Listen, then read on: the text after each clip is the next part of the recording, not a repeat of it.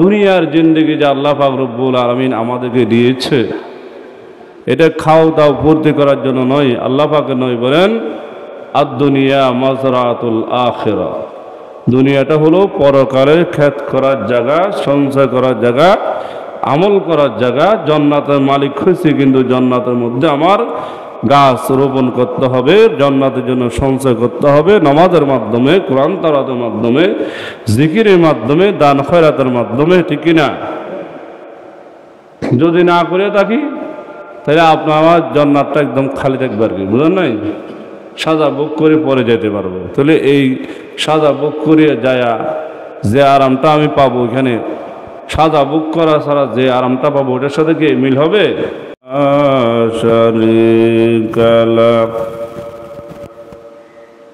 وأشهد أن محمدا عبده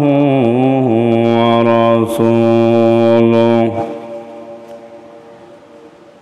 الذي أرسله الله بالحق بشيرا ونذيرا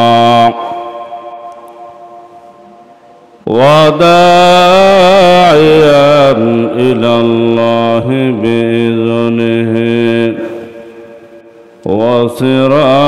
وسراجا منيرا.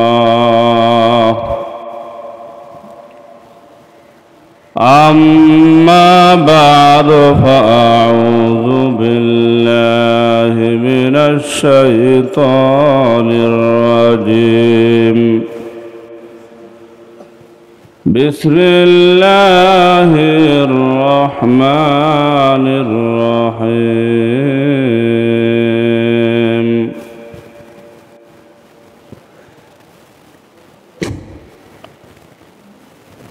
قل هل يستوي الذين يعلمون والذين لا يعلمون؟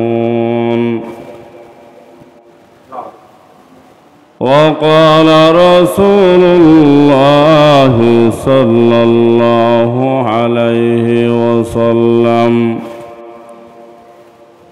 كن عالما أو متعلما أو مستمعا أو محبا ولا تكن خامسا فتهلك، أو كما قال النبي عليه الصلاة والسلام. اللهم صل على محمد وعلى آل محمد كما صليت على إبراهيم وعلى آل إبراهيم إنك حميد مجيد.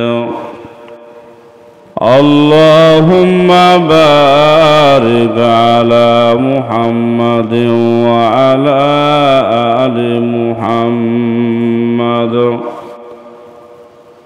كما باركت على إبراهيم وعلى آل إبراهيم إنك حميد مجيد.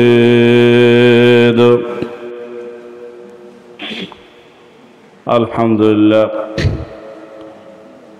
মহান আল্লাহ পাক জাল্লা শানুহুর দরবারে আমরা সকলে লাখ কোটি শুকরিয়া আদায় করি যে মহান আল্লাহ পাক রব্বুল আলামিন আপনাদেরকে আমাকে আল্লাহর ঘরে বেহেশতের বাগানে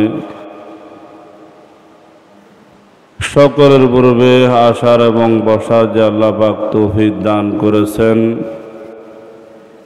আমরা সকলে মহান আল্লাহ পাকের দরবারে কালিমাতুশ শুকর আদায় করি, সকলে বলি আলহামদুলিল্লাহ। আমরা সকলে জানি গত জুমার এর আগে থেকে কয়েকদিন লাগাতার বৃষ্টি বাদল হয়েছিল। এবং ভারতের বিভিন্ন গেটগুলা করে দেওয়া হয়েছিল, ডুমুর গেট সহ, যার কারণে বাংলাদেশের বিভিন্ন অঞ্চলে সিলেট থেকে নিয়ে ফেনী, এইভাবে কুমিল্লা, লক্ষ্মীপুর বিভিন্ন অঞ্চল প্লাবিত হয়েছিল। অথচ ফেনী, কুমিল্লায়, এভাবে চাঁদপুর কখনো এরকম প্লাবন আর কখনো হয় নাই, পানি আসে নাই। তাহলে এখানে যারা মৃত্যুবরণ করলো, অনেকে তো মৃত্যুবরণ করেছে। এরা কি ধারণা করেছিল যে এইভাবে পানি এসে আমাদের মৃত্যু হবে? বলেন, ওদের পরিবার, ছেলে মেয়ে যারা জীবিত আছে, এরা কখনো ভাবে নাই যে আমার বাবাকে হারায় ফেলবো, মাকে হারায় ফেলবো। অনেকে নিজের ছেলে মেয়ে এইভাবে দুনিয়া থেকে চলে যাবে, কখনো কল্পনা করে নাই। তাহলে কার কখন মৃত্যু হবে তাও কারো কি জানা নেই? এটা হলো কি, এটা থেকে দৃষ্টান্ত আমরা বুঝে গেলাম।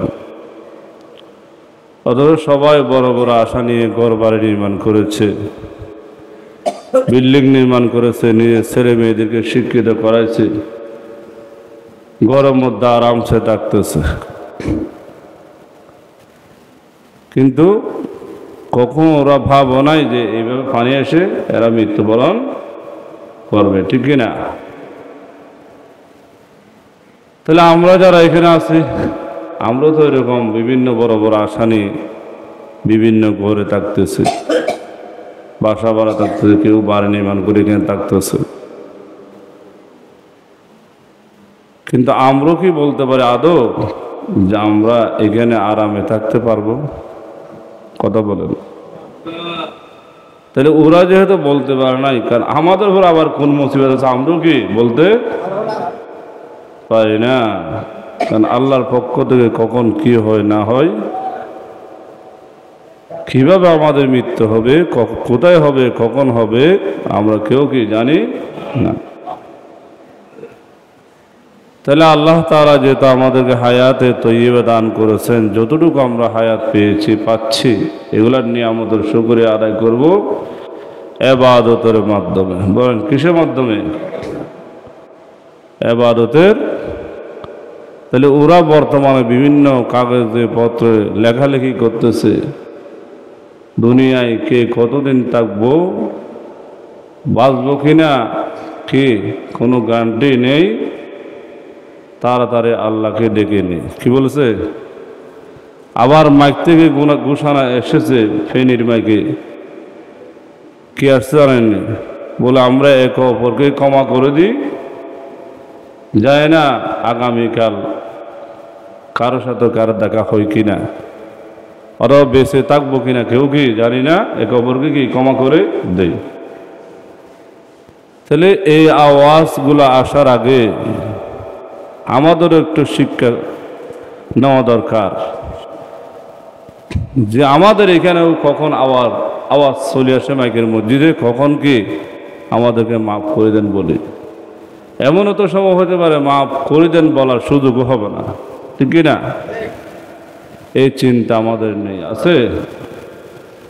যদি আমাদের এই চিন্তা থাকতো, আজান দেওয়ার পরে তো ঘরে কেউ থাকতো না, তাড়াতাড়ি চলে আসতো। এখন আমরা আসি কখন? আজান যখন দেই, দেওয়ার পরে হুজুর বয়ান শেষ করবে, তখন মাইক যখন বন্ধ হবে তাড়াতাড়ি আবার চলে আসে। তা আপনারাও আসেন না, যদি আমাদেরও আসতে মনে চায় না, বুঝলেন নাই? আপনারা যদি আজান দেওয়ার আগে চলে আসেন, তাহলে আমরাও আসতে আমাদের মনে চাইবে। আপনারা যত তাড়াতাড়ি আসবেন তত আমাদের বয়ানও কি তাড়াতাড়ি হবে, ঠিক কিনা? কারণ মুসল্লি যখন সামনে কম থাকে, আওয়াজ মুখ দিয়ে বের হয় না, কথাগুলো কি আসে না। যখন মুসল্লি বেড়ে যায় তখন আমাদেরও কি বয়ানের জোর আরো বেড়ে যায়। আল্লাহর পক্ষ থেকে কি অটোমেটিক এমন এমন কিছু কথা জবান দিয়ে বাহির করে, যেটা আমি কখনো বলবো, কখনো আমি কি মনে করি না যে কথা বলবো। আল্লাহ এমন এমন কথা বলায়। কারণ এই সমস্ত মিম্বারগুলা যেমন তেমন মিম্বার নয়। আল্লাহ কাউকে যোগ্যতা দিয়ে চেয়ারে বসাই, আবার কাউকে গিয়ে চেয়ারে বসায় যোগ্যতা দেয়। কথা বুঝলেন? চেয়ারে বসাইয়া যে যোগ্যতা দেয় এটাকে বলা হয় এলমে লদুনি। কি বলা হয়? আল্লাহর পদার্থ জ্ঞান, আল্লাহর পক্ষ থেকে আসে। আল্লাহর পক্ষ থেকে যে জ্ঞানটা আমাদের অন্তরে প্রবেশ করে এটার মধ্যে কখনো ভুল হবে না। কি হবে না? এটার মধ্যে আসরে বেশি হয়। কি হয়? এই মিম্বারে যে যে সে বসতে পারে, বসছিল কে? দয়াল নবী, মায়ার নবী জনাবে মুহাম্মদুর রাসূলুল্লাহ সাল্লাল্লাহু আলাইহি ওয়াসাল্লাম। কিন্তু আমি গুনাহগার ওইখানে আবার বসে আছি। তাই বসাইছে কে? আসলে আমার বাহাদুরিতে আমি বসতে পারি নাই, আল্লাহ পাক দয়া করে মায়া করে বসাইছে। তাহলে আশা করি আল্লাহ যেহেতু এখানে বসাইছে, আরো অন্যান্য জায়গায় আরো আল্লাহ বসাইতে পারে। আমরা কখনো কল্পনা করি নাই। অবশ্য আমাদের সাথে অনেক ভাইয়েরা লেখাপড়া করেছে, নিজের ভাইও পড়েছে, আত্মীয় স্বজনও পড়েছে, খালতো ভাইও পড়েছে, মামাতো ভাইও পড়েছে, স্বাস্থ্য ভাই পড়েছে। কিন্তু আজকে এরা এক একজন গার্মেন্টসে চাকরি করে, কেউ গাড়ি চালাচ্ছে, কেউ রিক্সা চালাচ্ছে, কেউ দোকানদারি করতেছে, কেউ মাঠ করতেছে। তাহলে এগুলো সবগুলো মালিকের খেলা। কার? আল্লাহর খেলা, আল্লাহর লীলা খেলা বোঝা কারো কি সম্ভব নয়। এইভাবে আপনাদেরকেও মা বাবা অনেক দয়া করে মায়া করে বিভিন্ন মক্তবে মাদ্রাসায় দিয়েছিল, ঠিক না? কারণ আমাদের বাংলাদেশে বেশিরভাগ মুসলমান অন্তরে কোরআনের মহাব্বত বেশি। কিসের মহাব্বত? ওলামায়ে কেরামের মহাব্বত বেশি। বাংলাদেশ কিন্তু 12 অলির দেশ, ঠিক না? এখানে কিন্তু 60 জন সাহাবিও এই বাংলাদেশে এসেছে। কথা বুঝলেন? তাহলে 12 অলির দেশ, আবার 60 জন সাহাবি এখানে এসেছে দাওয়াতি কাজে। অনেক লম্বা ইতিহাস, কি বলবো। তাহলে প্রত্যেকের মা বাবার দিলের আবেগ হলো, আমার একটা সন্তান যদি হাফেজে কোরআন হতে পারে, একটা যে আলেম হতে পারে, আমার ছেলে যদি আমার নামাজটা পড়াতে পারে, তাহলে আমার কত ভাগ্য, আমি কত ভাগ্যবান। এরকম সবার মা বাবার আশা আছে। আপনাদেরও আশা ছিল, বলেন ছিল না? কথা বলেন। আপনারা মুখে যদি বলেন তাহলে বুঝবে হ্যাঁ আপনাদের আশা ছিল কিনা, যে আমিও একজন হাফেজে কোরআন হব, একজন আলেম হব, আলেমে বরহক হব। আল্লাহ যদি আমাকে কবুল করে আমিও কি করব? মানুষকে দ্বীনের দাওয়াত দেব, 5 ওয়াক্ত নামাজ পড়াবো, জুমার নামাজ পড়াবো, সারা বাংলাদেশে সারা বিশ্বের মধ্যে গিয়ে বয়ান করব। টার্গেট ছিল, ঠিক না? কিন্তু এই টার্গেটটা ফিল আপ হয় না কেন? আল্লাহ পাক কবুল করে নাই। বলেন আল্লাহ পাক, আল্লাহ যারে কবুল করবে সে হইতে পারবে, কিন্তু কারো কি বাহাদুরি নাই। তোরা আল্লাহ কবুল করে নিয়ে আসতে হবে। এভাবে জুমার নামাজও সবাই আসতে পারে না, 5 ওয়াক্ত নামাজও সবাই আসতে পারে না। আল্লাহ পাক যদি কবুল না করে, বলেন কে কবুল না করে ভাই?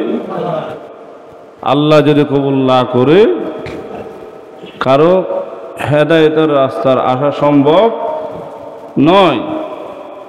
নিজের চেষ্টায় কখনো হেদায়েতের রাস্তায় আসা যায় না, আল্লাহ পাক যদি আপনাকে কবুল না করে। তো চেষ্টাটা হতে হবে আল্লাহর জন্য, তাহলে হবে। নিয়ত ঠিক হইতে হবে।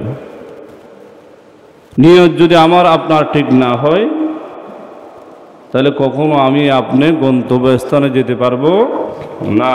ভালো মতো বোঝেন। তাহলে গন্তব্যস্থান আমাদের কি? দুনিয়াটা আমাদের আসল, না কবর আসল, না হাসরের ময়দান আসল, জান্নাত জাহান্নাম আসল? কোনটা? কথা বলেন, আমাদের আসল কি? আসল হলো জান্নাত এবং জাহান্নাম। জান্নাত এবং জাহান্নাম, যেখানে যাওয়ার পরে আশা নাই। যার কারণে আল্লাহ পাক রব্বুল আলামিন প্রথমে আমাদের আদি পিতা আদম এবং মা হাওয়া আলাইহিস সালামকে জান্নাতে রেখেছিলেন। আপনারা যারা এখানে আসছেন বলেন তো, আপনাদের প্রত্যেকের একটা নিজের আসল বাড়ি আছে দুনিয়াতে, আছে না? এখানে যারা আসছেন সবাই কি বাড়াটে? যে আপনি রোহিঙ্গা বাড়িঘর এখানে বাংলাদেশে নাই, এরকম কি সবাই? কথা বলেন। মানে যার যার একটা একটা স্থান বাংলাদেশে আছে, যাদের নাই তাদের কি বলা হয়? রোহিঙ্গা বলে। আবার কেউ আবার কষ্ট আনেন না, রোহিঙ্গা আমাদেরকে বলছে না, কাউকে আমি টার্গেট করতেছি না। অর্থাৎ আমার আসল বাড়ি নকল বাড়ি, এটা বোঝাচ্ছে। আবার যাকে আমি রোহিঙ্গা বললাম তারও তো বাড়ি আছে অন্য দেশে, ঠিকই নাই?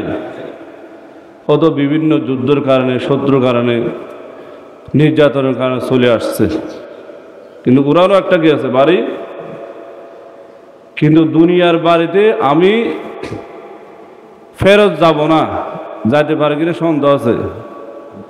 কিন্তু ওই আমাদের আদি পিতা আদম আর হাওয়া যে রেখে এসেছিল আল্লাহ, ওখান থেকে বের হয়েছে, আবার চলে গেছে আসল বাড়ি, সেখানে কিন্তু আমাদের আবার ঘুরে ফিরে যেতে হবে, ঠিক না? ভালো মতো বুঝেন কথা।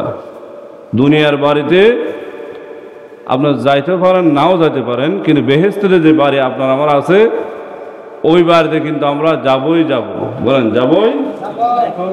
দুনিয়ার বাড়ি কিন্তু যাইতে পারে কিনা সন্দেহ আছে, কিন্তু ওই বাড়িতে যাওয়ার মধ্যে সন্দেহ নাই। বলেন ওই বাড়িতে, কথা বলেন। তা হাদিস আছে, মান ক্বালা লা ইলাহা ইল্লাল্লাহ দাখালাল জান্নাহ। যে কলমা পড়ছে জান্নাতে প্রবেশ করবে। তাহলে কলমা পড়া বদলতে আমরা জান্নাতের মালিক হয়েছি। কথা বলেন। আগে বুঝাইতে হবে, পরে সুদ দেব, কারণ আমরা তো শুরুর পাবেন, বুঝলেন নাই? আগে কথাগুলো ভালো মতো বুঝেন। তাহলে জান্নাতে আমার বাড়ি হয়ে গেছে, আমরা মুসলমান। আমরা কি বলেন? তাহলে আমার যেহেতু বাড়ি আছে, এখন বাড়িটাকে সাজাইতে হবে। কি করতে হবে? যেমন নাকি উদাহরণস্বরূপ আমাদের ধরেন যাদের এখানে বাড়িঘর আছে,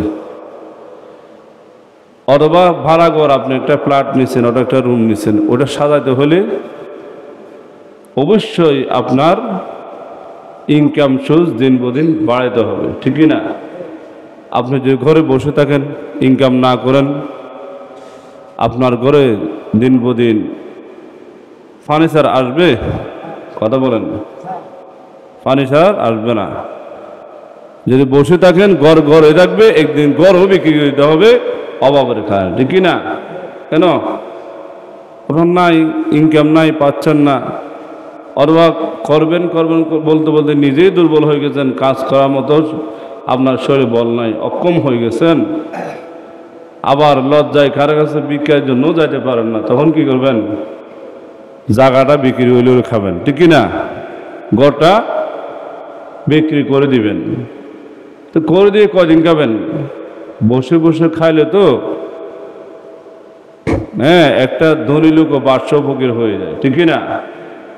তাহলে দুনিয়ার দৃষ্টান্ত থেকে বুঝে নেন, যেভাবে আমি বসে থাকলে আমার ঘরের মধ্যে কোনো কিছু আসতেছে না, দিন বদিন আমি অভাবী হয়ে যাচ্ছি, এক পর্যায়ে আমার ঘরও বিক্রি করতে হয়, তারপর কি আবার ছেলে মেয়েদের অথবা অন্য কারো কাছে হাত পাততে হয়, ঠিকই না? কেন? একমাত্র আমার অলসতার কারণে আমি নিজের পায়ে নিজে কোড়াল মেরেছি, ঠিকই না? যে আমাকে যখন আল্লাহ পাক রব্বুল আমিন শরীরের মধ্যে বল দিছে, শক্তি ছিল, বিভিন্ন জায়গায় যে কাজকর্ম করে আজকে যদি ঘরটা সাজাইতাম, কিছু ফার্নিচার যদি জমাতে পারতাম, কিছু টাকা যদি ব্যাংকে থাকতো, তাহলে যখন আমার বার্ধক্য জীবন চলে আসতো, বৃদ্ধ হয়ে যেতাম, তখন ওখান থেকে কিছু টাকা পয়সা আনে খাইতে পারতাম। এখন নাই যেহেতু, আফসোস আফসোস দিন যায়, যেখানে যায় সেখানে কান্না করি, ঠিকই না? রোডে ঘাড়ে যেখানে হোক। তদ্রূপ দুনিয়ার জিন্দেগি যে আল্লাহ পাক রব্বুল আলামিন আমাদেরকে দিয়েছে, এটা খাও দাও পূর্তি করার জন্য নয়, আল্লাহ পাকের নয়, বলেন আদ-দুনিয়া মাজরাতুল আখিরা। দুনিয়াটা হলো পরকালে খেত করার জায়গা, সঞ্চয় করার জায়গা, আমল করার জায়গা। জান্নাতের মালিক হয়েছে, কিন্তু জান্নাতের মধ্যে আমার গাছ রোপণ করতে হবে, জান্নাতের জন্য সঞ্চয় করতে হবে নামাজের মাধ্যমে, কোরআন তেলাওয়াতের মাধ্যমে, জিকিরের মাধ্যমে, দান খয়রাতের মাধ্যমে, ঠিক না? যদি না করে থাকি তাহলে আপনার আমার জান্নাতটা একদম খালি থাকবে আর কি, বুঝলেন নাই? সাজা বুক করে পরে যেতে পারবো। তাহলে এই সাজা বুক করে যায়া যে আরামটা আমি পাবো, এখানে সাজা বুক করা ছাড়া যে আরামটা পাবো ওটার সাথে কি মিল হবে? বলেন। তাহলে দুনিয়ার থেকে আমরা বুঝতে পারলাম যে দুনিয়াতে আল্লাহ পাক কেন পাঠাইছে? আল্লাহর ইবাদত করার জন্য। কি করার জন্য বলেন? ইবাদত করার জন্য আল্লাহ আমাদেরকে পাঠাইছে, কিন্তু আমরা জানি, কিন্তু মানা নাই। কি নাই? আল্লাহ বলেন, কুল হাল ইয়াস্তাউইল্লাযীনা ইয়ালামুনা ওয়াল্লাযীনা মা লা ইয়ালামুন। না, তাহলে যারা জানে, যারা জানে না, এরা কখনো এক বরাবর হতে পারে না আল্লাহর কোরআনের ভাষায়। তা আপনারা সবাই তো জানেন, ঠিক না, যে আমাদের পরকালে বিচার হবে, কবর আছে, হাসর ময়দানে যেতে হবে, পুলসিরাত পার হইতে হবে, আবার আমাদের কি জান্নাতে জাহান্নামের ফয়সালা আমাদের হবে, সবাই জানি। কিন্তু জানা আছে, মানা নাই। তার নাম কি বলতে পারবেন? আবু জেহেল। কি নাম? জানা আছে, কথা বলেন, জানা আছে, মানা নাই। কথা আমি ওয়াজ কোরআন হাদিস দিয়ে বলতেছি, আপনারা বাংলায় বলবেন, তফাতে ঢুকার নাকি? কিন্তু ওয়াজ জানলে হবে না, আমাদের সার তিনা দেহের মধ্যে ফিট করে দিতে হবে। দোকানে ফাড়ে বাংলা বলে বলে বড় বড় লেকচার দিলে হবে না। লেকচারটা আমার শরীরের মধ্যে, দেহের মধ্যে কি ফিট করতে হবে। এখন লেকচারের জন্য লোকের অভাব নাই, দোকানে ফাড়ে মুফতির অভাব নাই, এলাকাতে বলার মানুষের অভাব নাই, কিন্তু আসলে বাস্তবায়ন করাটাই হলো বড় আমাদের অভাব, ঠিক না? কোনটা অভাব? বাস্তবায়ন করাটা কি অভাব। জান্নাত কারো বাবার দিন না জায়গা নয়, যে নামাজ না পড়ি, কোরআন তেলাওয়াত না করিয়া, জিকির না করিয়া, শুধু দোকানে ফাড়ে বিভিন্ন গীতে গাইলে, বান্ডারি গান গাইলে, লাল শালু কালো সাধু সাদা সাদা শালু করে দৌড়াইলে, বুঝলেন নাই যে জান্নাত পেয়ে যাব? আমার অন্তর ঠিক, সব ঠিক, বুঝলেন নাই? নামাজ দোয়া লাগবে না, দান করাত করতে হবে না, বুঝলেন নাই? এটাই আমাদের ডায়লগ, ঠিক না? ডায়লগ কোনটা? নমাজ না পড়লে কি কলব ঠিক হয়? তাহলে নমাজ না পড়লে যে কলব ঠিক হইতো, তাহলে আমাদের নবী জনাব মুহাম্মদ রাসূলুল্লাহ সাল্লাল্লাহু আলাইহি ওয়াসাল্লামকে আল্লাহ পাক রব্বুল আলামিন নামাজের নির্দেশ দিয়েছে কেন? নবীর পরিবারকে নামাজের কথা বলতে বলছেন কেন? ওয়ামুর আহলাকা বিসসালাত। আল্লাহ বলছে আপনার পরিবার পরিজনকে নামাজের আদেশ দেন। কি দেন? তাই নামাজ পড়লে না সেই ব্যক্তি পবিত্র থাকে, নামাজ না পড়লে তো হে পাক থাকে না, থাকে নি? দেখিন যারা নামাজ পড়ে আল্লাহকে ডাকে, ছোট বাচ্চা নাতি, আহন নাতি, মেয়ের ঘরে, ছেলে ঘরের হইলেও ঘরে যখন কাপড় চোপড় কম থাকে, শুধু একটা লুঙ্গি, দুটা লুঙ্গি যদি থাকে, রাত্রে একটা বসছে, সকালে গোসল করছে, আর এইটা এখনো পবিত্র হয় নাই, লুঙ্গিটা এখনো ধুই নাই, ও জানে। বলেন তো ওই ব্যক্তি নাতিকে কোলে সহজে নেবে কেন?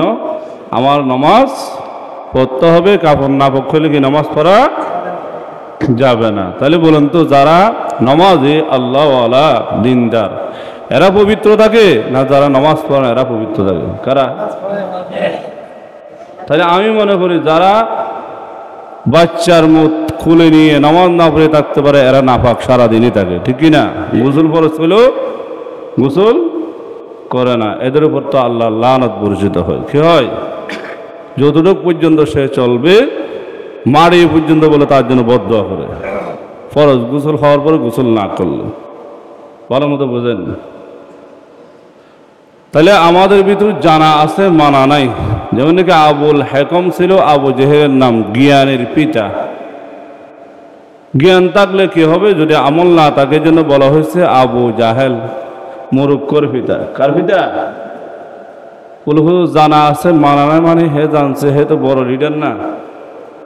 অর্থাৎ যে ব্যক্তি ইসলাম সম্পর্কে জানে, ইসলামকে কবুল করে নাই, তার ভিতর ফিট করতে পারে নাই, সেই জন্য বলা হয়েছে মুরুক্কর বাবা।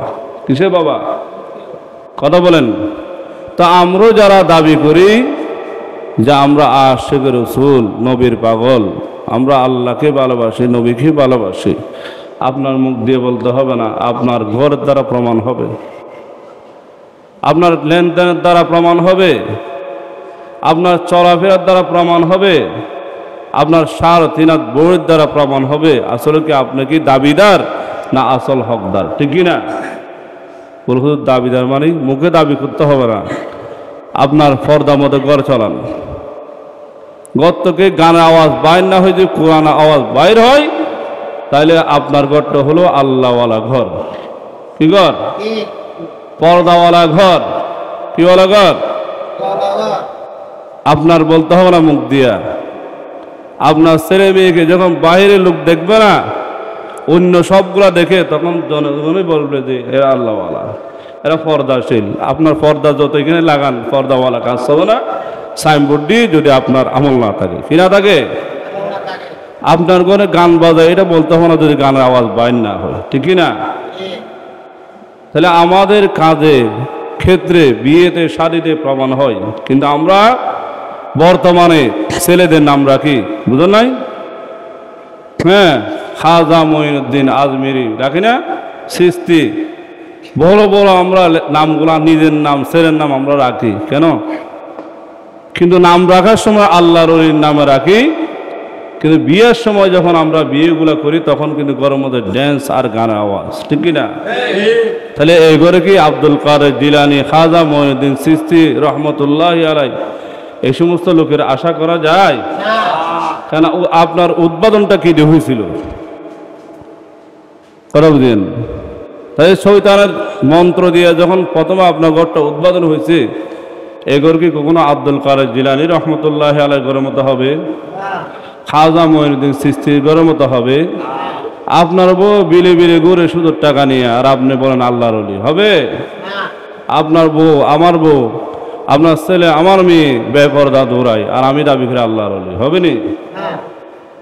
এগুলো একটু বললে অনেকের কিন্তু গায়ে লাগে। ভাই, গায়ে লাগার কিছু না। আমি যেরকম আল্লাহকে করতেছি, আমার ছেলে মেয়েকেও বাধ্য করতে হবে, স্ত্রীকেও বাধ্য করতে হবে যে এইভাবে চলো, ঠিক কিনা?